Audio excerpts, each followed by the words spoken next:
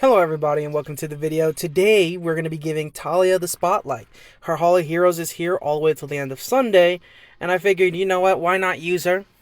And for those of you new people who are starting to play the game, I'm going to show you guys exactly why you want this unit. And if you're someone who's been playing forever, you probably have her. And if you don't, for some reason, or if you do and you just don't have her built, I'm going to show you why she should be built. So, yeah, everyone knows she's good. She's such an amazing unit. I mean, just a little bit of a history lesson with this game. When the twins were first released, which is what the Chakram Dancer... there's the Chakram Dancers and the Boomerang Warriors. When they were first released, they were so broken that literally every single team was just twins. It was literally like a saying, just use twins. Just twin it. Your Giants team? Nothing but the twins. Necro. Dragons, Trial of Ascension, just use twins because they're so broken. They could output so much damage, and a lot of them, especially like the Fire Twins, which were their most popular, have so much utility, like crowd control. I mean, your runs would, like, the instant you get twins, you win the game. Like 20 seconds, 30-second times in Giants, which I kind of want to see. They're not going to be able to do it again, but it would be crazy if we could see them attempt to. So we're going to just throw in some random team, but we're going to fail so hard. No, we're going to actually use the twins for real. But before we do that, again, they're here, Hall of Heroes. Let's go through the skills. I will show you my Talia. Normally we would go through the monster info, but I feel like this is an exception. We obviously know the twins are good. I just think, let's hurry up. Let's get through it. Let me show you my build and get into some fights with the twins, right? So first off, starting off with her skill 1, Crescent Moon Slash. She attacks the enemy 2 times to inflict damage that increases as the enemy's HP decreases. So this is a big deal. That just the first part of that skill, because when you're considering some of the places you're bringing her in, like the Fire Beast, or if you decide to bring her into like places like Necropolis or the Dragon, or like the Dragon's Abyss, if for some reason you're bringing them, again, it's just like the further down their HP goes, the more damage you're going to deal, which I think is absolutely insane.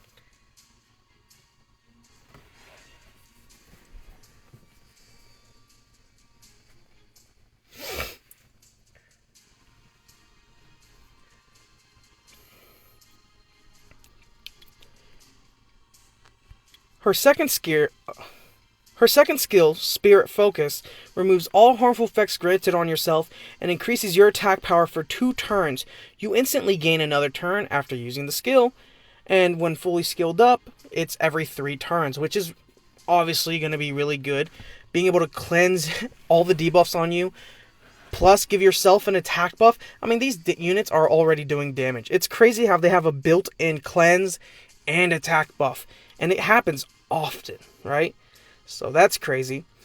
Skill 3 is called Deadly Dance. Attacks an enemy target 2 times, and the damage dealt to the enemy with half or less HP increases by 50%. So she deals 50% more damage to enemies who are at half health or lower. The damage that Boomerang Warriors inflicts on the target increases by 50% when they attack together. So essentially, it's almost like Crow's third skill or second skill, where when he deals damage based off of harmful effects, the ally that he attacks with on like skill 2 also gains that damage multiplier of 30 or whatever percent it is per harmful effect, which is really OP. I mean, it is crazy. Plus, she has a dungeon lead that gives her 24% crit rate. It gives everyone 24% crit rate. So maybe you could build her a little lax, but I wouldn't rely on this. I mean, whenever you bring her into a team, you're probably going to bring a unit that increases attack percent, whatever, like Iragar. Hint, hint.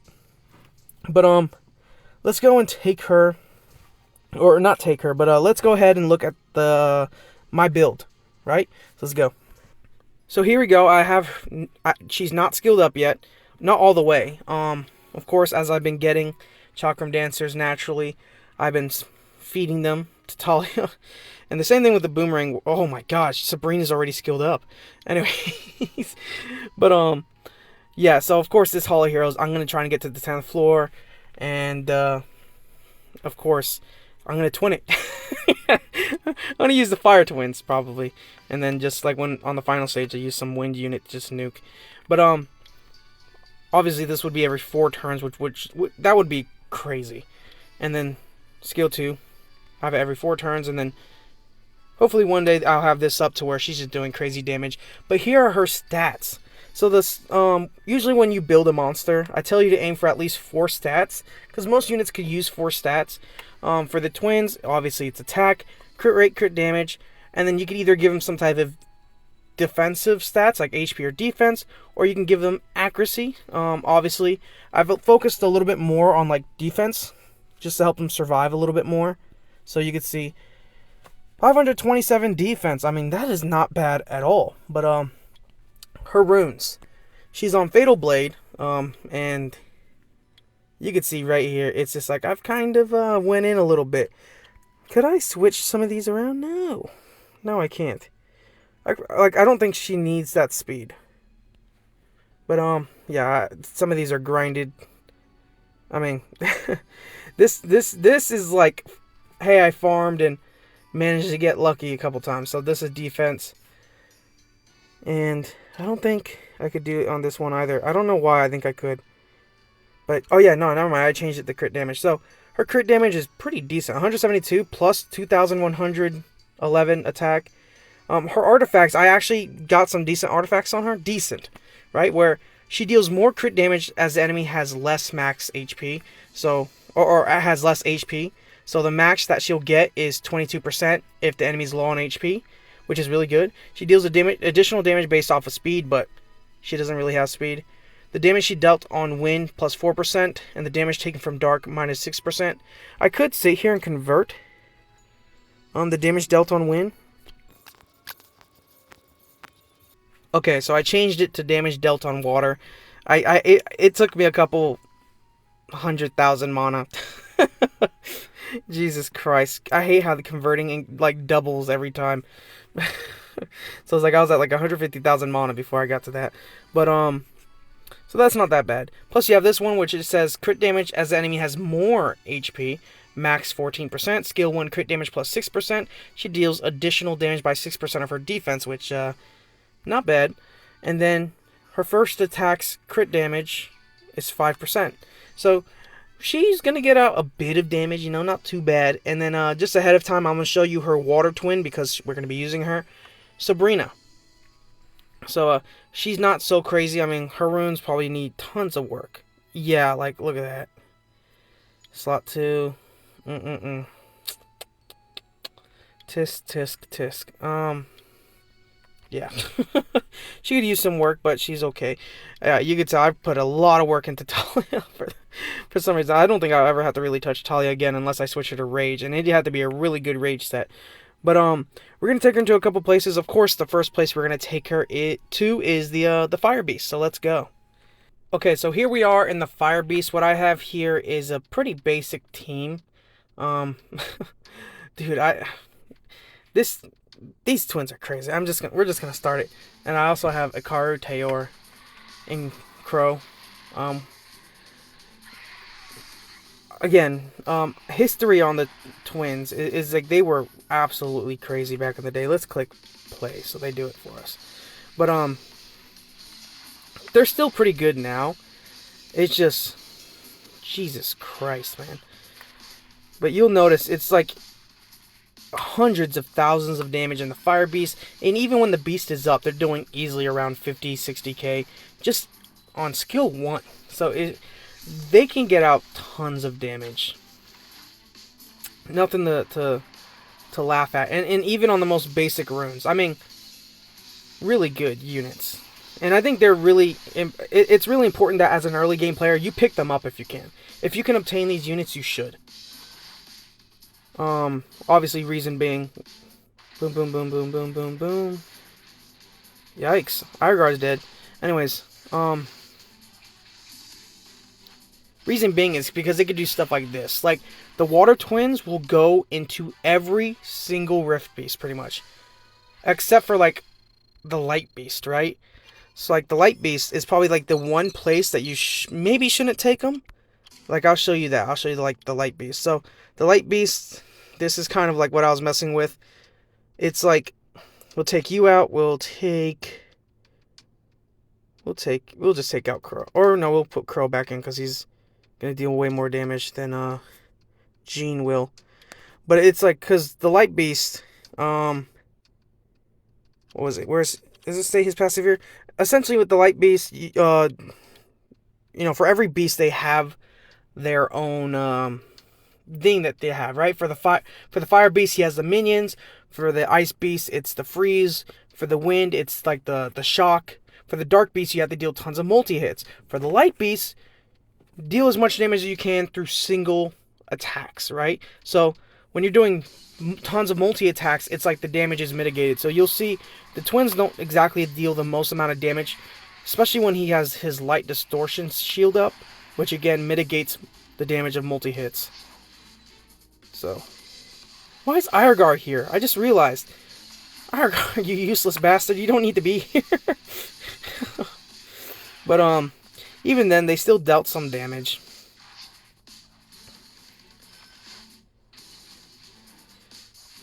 So, gosh, man, they're just so powerful. I mean, in this video, all we're really doing is we're just getting to see.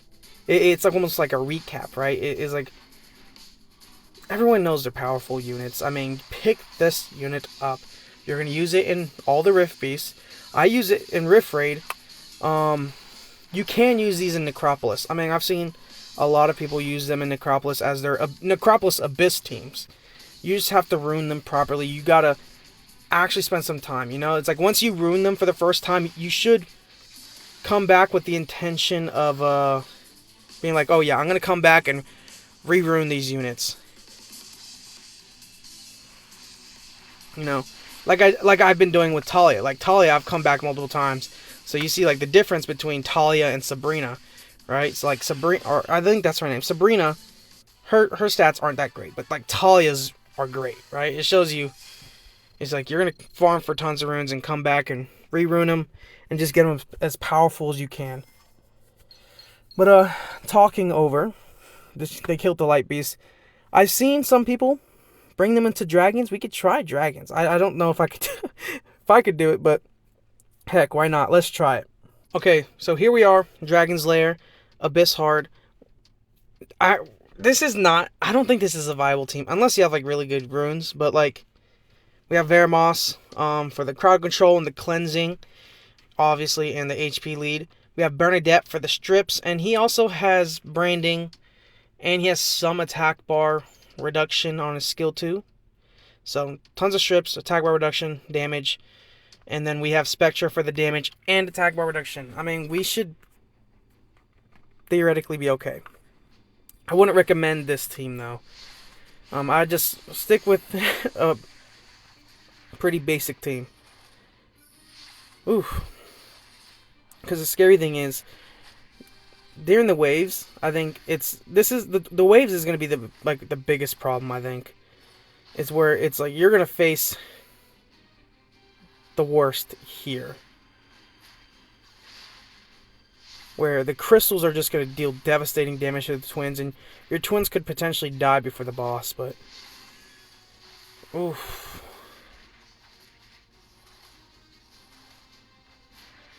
Gosh, look at that. Even Veramos is getting messed up. But yeah, just bring units that help with reducing the attack bar of towers, or in like one unit that deals good damage, right? So that's a great way to start off. Just nothing with the tower.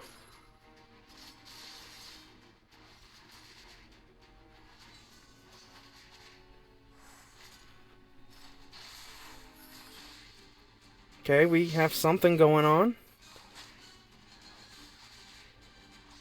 Not bad. Not bad at all. Okay.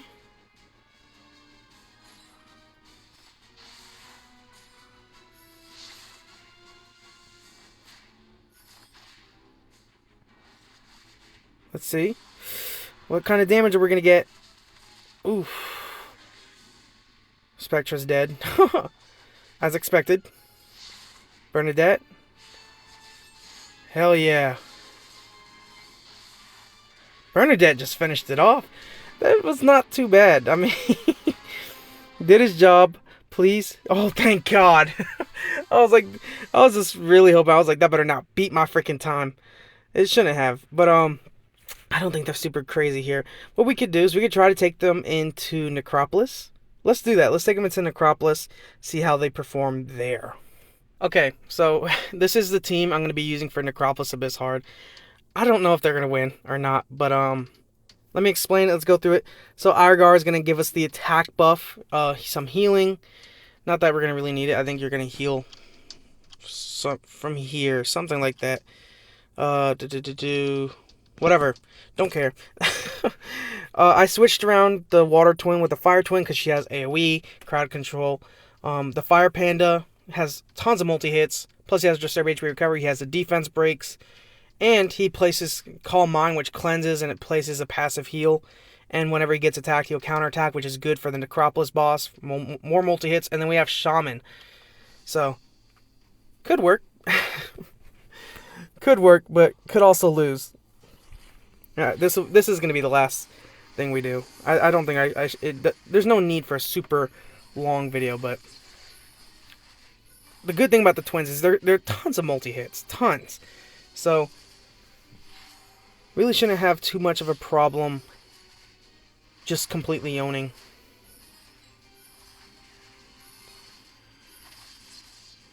Okay. Taking their time right now. Taking a bit of their time.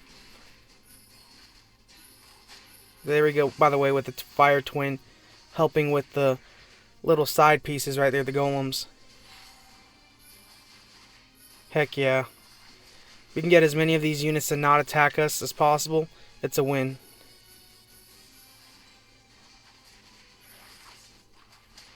Oof. There we go.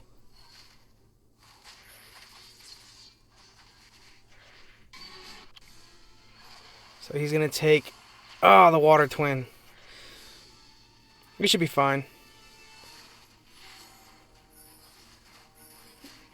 God dang it. Fire Panda War. God dang it. It's going to take a bit of time. God dang it.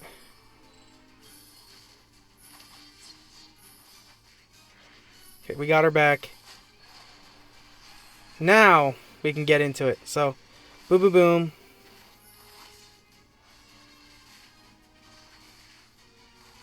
No? Okay. We get one more turn before he, I think, does the thing. Oh my god.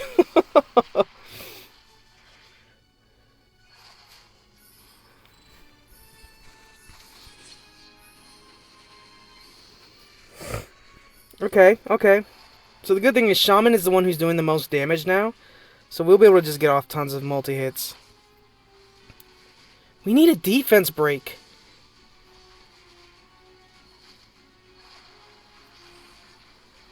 The more exploit souls he gets off, I mean, the worse it's going to be. Oh, come on.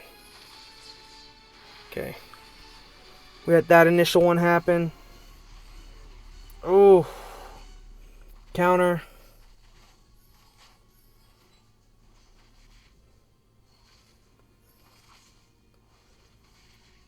They actually did it. Oh my god. That is so stressful. 2 minutes 41. We're done. We're done. Let's go back to Oh, I'm so close. Okay, let's go back to the to the monster box. I don't think that I have to really tell you whether or not they're worth building. They're worth building. I mean, I use them like for the last two things, I use them in places that you really aren't going to bring them in. Back in the day, you would bring them. Oh my gosh. But you would use them pretty early on. I think, like, for me, the pathing you go for in this game is, like, go to Giants first. Get the Giants B10 at the very minimum. If you can do Abyss, cool. Then aim to complete all the Rift Beasts, which is where you're going to use the Twins. And the fact that the Twins are not only used for, like, one Rift Beast, but they're used for pretty much all of them except for the Wind Beast is absolutely crazy in my mind. I mean, all those Rift Beasts Plus, it's like you could technically use him in other places, like Trial of Ascension. You could technically use him in some of your dimensional hole fights, maybe. But it's just the quick and simple is that these are high damage dealing units that do good in places like Rift of Worlds. Rift of Worlds is like their main, it's their main place, right? So usage, yeah, Rift of Worlds, Rift of Worlds, Rift of Worlds, Rift of the Worlds, Rift Raid, and then you get, I guess, these people who did that, which we could have done that, but you know what? Whatever. And then Hall of Heroes. Necropolis. Could have done that. I'll probably do that on my own time. That or you guys can test it when you build Talia. So we're going to end the video here. I mean, she's obviously a really good unit. I think I built her pretty well. She could be built better, but, not bad of a unit, right? But I hope you guys enjoyed the video. And I'll see you guys on the next one. Peace.